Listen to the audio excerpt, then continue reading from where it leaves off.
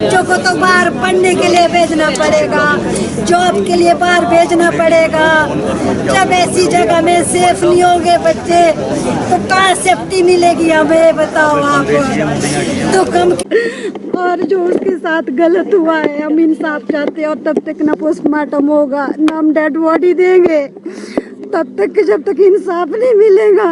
क्योंकि हमें इंसाफ चाहिए। हमारे घर का एक ही बेटा था, एक ही भतीजो था, हमारा घर का चिराग बुझा है हमारे।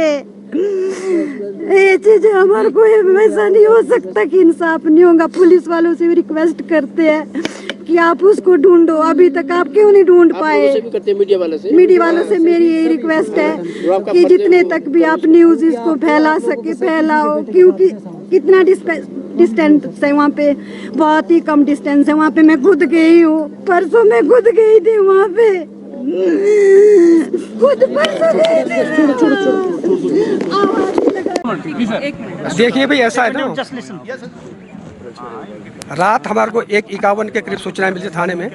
उसके बाद से लेकर हमने सुबह तक हम तुरंत, सबसे पहले जैसे ही जख्मी व्यक्ति जो है रिपोर्टिंग रूम आया, हमने तुरंत उनको जो आईएमसी पहुंचा विदिन 5 मिनट्स। लेकिन अत्यधिक खून बहने के कारण मृतक दम तोड़ चुके थे। ठीक है, उसके बाद हमने मौका पर देखा, सीसीटीवी फुटेज की वजह से हमारे ऑफिसर सारे मौके पर पहुंच गए थे। हमने तुरंत जो सीसीटीवी का मुआयना किया, हालात तस्दीक सारा कुछ करके हमको जब ये सारा चीज़ देखा तो हम ये पता लगा कि साथ में ही जो आपका 0 डिग्री का एक एम्प्लॉय था सत्येंद्र पाल सिंह करके, उसने जो है वहाँ पर अपने 0 डिग्री के अंदर की चोरी का प्रयास किया है। चोरी के प्रयास करते हुए जैसे मनीष ने उसके भनक लगा और उसे वह सामना उन दोनों के आपस में उलझ गए और इन बिटवीन जो है मनीष को उसने जख्मी कर दिया। जख्मी करने पर वहाँ से भाग चुका था। क्योंकि शुरू में हमारे को इस चीज़ का पता नहीं था भाई मनीष के साथ क्या हुआ कैसा हुआ, क्योंकि यही था कि अपने बैक एंड बैक में जो है मनीष अकेले रहता है, समझिए ना। अब सारी चीज़ करने के बाद हमने तफ्तीश में ये भी पाया है कि भाई आपका जो सत्येंद्र पाल है लास्ट 2:50 पर एक 0 डिग्री के एम्प्लॉय से जिसका नाम सचिन है उसके साथ बात हुई उसकी। जो सचिन है हम उसको डिटेन कर चुके हैं, उससे पूछताछ अमल में ला रहे हैं। बाकी आपके सत्येंद्र पाल के लिए हमने पुलिस की टीम जो 2 टीम में जो है, एक चंडीगढ़ में हमारी टीम, दूसरी टीम हमारी जो सिरसा के लिए रवाना है। ठीक है, सत्येंद्र जो है रानिया सिरसा हरियाणा का रहने वाला है। ये जो आपके 0 डिग्री में दिसंबर 2023 से काम कर रहा था। ये नाइट पेट्रोलिंग का कोई सवाल की बात नहीं है। देखिए बाहर कुछ नहीं हुआ है, अंदर ही अंदर ये चीज़ हुई है, अंदर ही अंदर हुई है। पुलिस हमारी मौके पर थी, गश्त भी थी। आप अंदर थोड़ी आया तो बाहर ही होगा वो। आप सारी चीज़ देख सकते हैं पुलिस के तरफ। पुलिस आपको सीसीटीवी में वहाँ दिखेगी, आपको हर चीज़ वहाँ दिखेगी। ये चीज़ है। कौन सा हथियार? हाँ जी, तेजदार हथियार है जिससे मीट वगैरह काटते हैं, वो चीज़ है।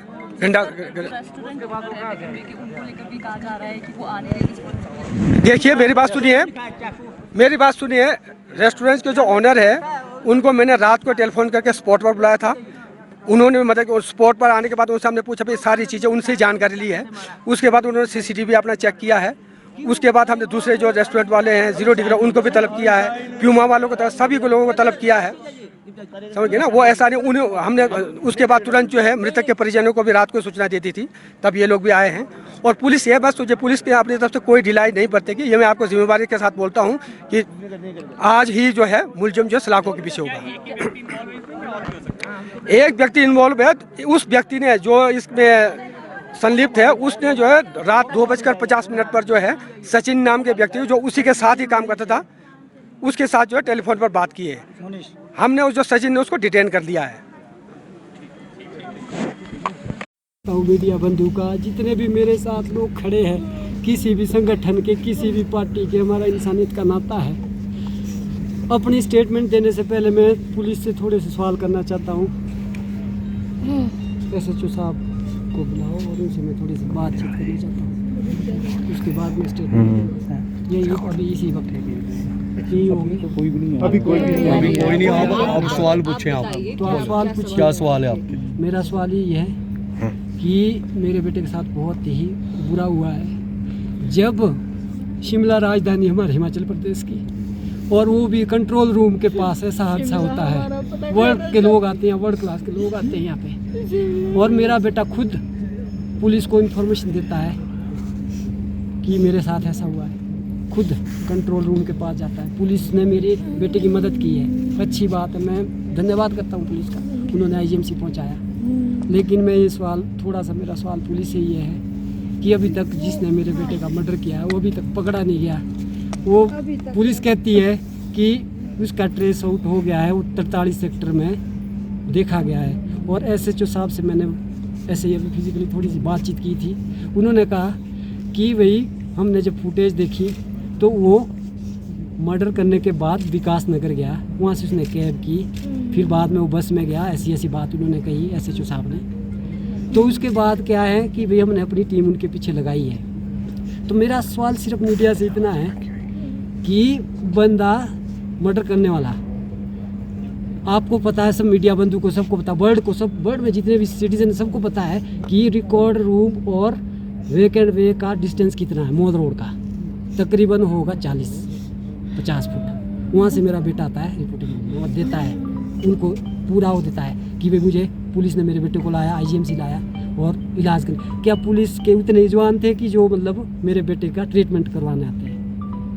और पुलिस आजकल असेंबली बैठी हुई है, पूरा सरकार बैठी हुई है, पूरा सदन में काम चला है, कितनी नाकाबंदी है, तो वो बंदा अभी तक ट्रेस हो हुआ है।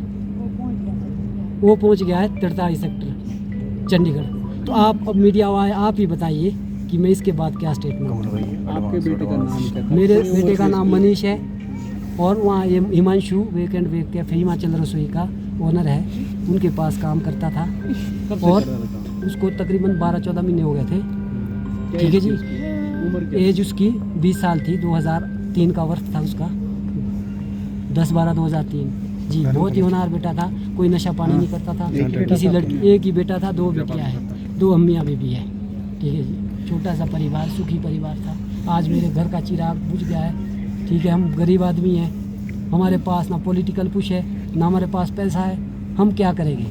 अब हम सरकार से, सभी संगठनों से यही गुजारिश करते हैं कि मेरा बेटा तो मर गया, मारा गया, वो भी ऐसे पॉइंट पे कि जहाँ पे वर्ल्ड के लोग आते घूमते फिरते हैं, है ना जी। और खुद उसने अपने आप को बताया कि मेरा मर्डर हुआ, जस्ट बताया कि मेरे ऊपर हमला हुआ है। पुलिस उसी टाइम उसको पकड़ सकती है, नहीं, पुलिस ने नहीं पकड़ा, वो उसको अभी तक नहीं पकड़ा गया है। पुलिस के ऊपर मैं ऐसा आरोप नहीं लगा रहा कि पुलिस कर नहीं रही कुछ, पुलिस कर रही है, कर रहेगी भी, करना भी पड़ेगा। लेकिन सिर्फ सवाल इतना है कि बंदा पहले विकास नगर जाता है, विकास नगर के बाद 43 सेक्टर में पाया जाता है, अभी तक पकड़ा नहीं गया। अब ये बाकी की बात, उसके बाद की बात क्या है क्या नहीं है। मेरा तो एक ही, और के बेटे भी इसी तरह से मारे जा सकते हैं जब रिकॉर्ड रूम के सामने ऐसे पॉइंट पे, जो कि एकदम मतलब पूरा सर्विलेंस एरिया है, ऐसे पॉइंट पे अगर मर्डर होता है तो बाहर लोग क्वार्टरों में, गाँव में कैसे रहेंगे? यहाँ पे, यहाँ की बात, चौपाल की बात नहीं, कुपुई की बात नहीं, यहाँ पे हर क्षेत्र के लोग रहते हैं। आपको क्या लगता है क्या वजह रही आपके बेटे पे हमला? वजह तो मुझे मालूम नहीं है, वजह का पता तो पोस्टमार्टम बताएगा और DNA बताएगा, ठीक है जी, क्या हुआ है, ठीक है जी। पुलिस भी काम करेगी। मेरी सबसे रिक्वेस्ट है, आप मीडिया बंधु से भी है कि मदद करें, उसको जल्दी से जल्दी इतना प्रोफाइल करे, उसको इतना मतलब वो करे कि भाई वो जल्दी से जल्दी कहीं ना कहीं इंडिया के कोने में कहीं भी है, इंडिया के कोने में कहीं भी है, उसको जस्ट तब तक मैं पोस्टमार्टम नहीं करने दूंगा। मालिक कहाँ है? और दूसरी बात, मालिक मेरे को 3:50 पे फ़ोन करता है कि आप जस्ट आइए, शिमला आइए, आप जस्ट, आपके बेटे के साथ ऐसा ऐसा हुआ है। तो तुरंत, हम तो गरीब आदमी है, तब गांव से किसी की गाड़ी करी बुकिंग में और हम चल पड़े घरवाली के साथ। घर में मेरी 2 बेटियाँ, एक के आज पेपर है, और घर में लोग इकट्ठे हो गए, उनको बोला कि ऑपरेशन हो रहा है उसके सिर का। मालिक के बारे में अब पता नहीं ठीक होता कि नहीं, तो चंडीगढ़ ले जाना पड़ेगा, ठीक है जी। अब मालिक अभी तक क्या टाइम हुआ आप खुद देखिए, मालिक अभी तक उसके बाद ना मैसेज, जब मैं घर से चला 4:45 पे मैंने मालिक को फिर खुद फ़ोन किया, हिमांशु को, ओनर है जो, मैं कहा मेरा बेटा कहाँ है, कि वो तो IGMC है, तो आप कहाँ हैं? मैं तो मॉल पे हूँ। मैं कहा चलो कोई नहीं, आपसे वही बात करते हैं। मैंने इतनी बात करी, तो मालिक का भी फर्ज बनता था कि भाई वो भी बच्चे के साथ आए, जब पुलिस ने तुरंत मालिक को किया। इसमें बहुत बड़ी वो साजिश लग रही है मेरे को, ठीक है जी। अब ज़्यादा ना कहता हुआ ना, मैं ऐसे भी परेशान हुए, तो मैंने हिम्मत जुटाई है। हिम्मत जुटाने का भी मैं एक आपको देता हूँ, मेरे अंदर इतनी हिम्मत क्यों है। जब मैं अनाथ हुआ, मैं अनाथ था, मैंने अपने पिताजी को नहीं देखा, मदर ने मेरी परवरिश की, 13 साल का था मैं, आज मैं 41-42 साल का हूँ, ठीक है, मेरी 4 बहनें, मैं भी इकलौता ही बेटा। 4 बहनें, उनकी शादी हो रखी थी। मैंने 13 साल से स्टैंड किया, आज मेरा चिराग बुझ गया, आज फिर से मैं सही रह गया। और 15 साल से मैं वेरिकोज वेन्स का पेशेंट। मेरे को ये था कि भी आधा बोझा उठा भी रहा था। अभी आना था 10 तारीख को उसने घर, ठीक है, बोला था पापा मैं 10 तारीख को आऊँगा। एक में मैं छुट्टियाँ इकट्ठी करा, प्राइवेट सेक्टर में छुट्टियाँ कम मिलती है आपको पता है। 1 महीने की छुट्टियाँ कलेक्ट कर रहा था, होगी बहुत सारी छुट्टियाँ होगी, तब मैं 1 महीने के लिए घर आऊँगा, फिर थोड़ा सा घर का काम करेंगे। उसके नाम का पता ठीक है चला जिसने वो मारा, उसका एड्रेस चलो कैसे वो मिला? तो एड्रेस तो वहाँ बोल रहे हैं कि भाई पास के इसमें वो जॉब करता था, तो ये चीज़ है। बाकी आप मेरे को परेशान मत कीजिए, फिर से आपको बुलाएंगे हम। और फिक्र हमेशा मेरे साथ रहता है। भूषण ज्वेलर्स, अनमोल रिश्तों के लिए। यार रितु, आज शॉपिंग करते हैं। पर कहाँ से करेंगे? मुकेश ट्रेडिंग कॉर्पोरेशन में वैरायटी इतनी कि तुम्हारा दिल झूम उठेगा। लेकिन ये कहाँ पर है? ये है मेन बाजार कुनिहार में, सब एक ही छत के नीचे। अब इधर उधर क्यों जाना जब अपने शहर में सब कुछ मिल रहा है, वो भी बढ़िया और अपने बजट में।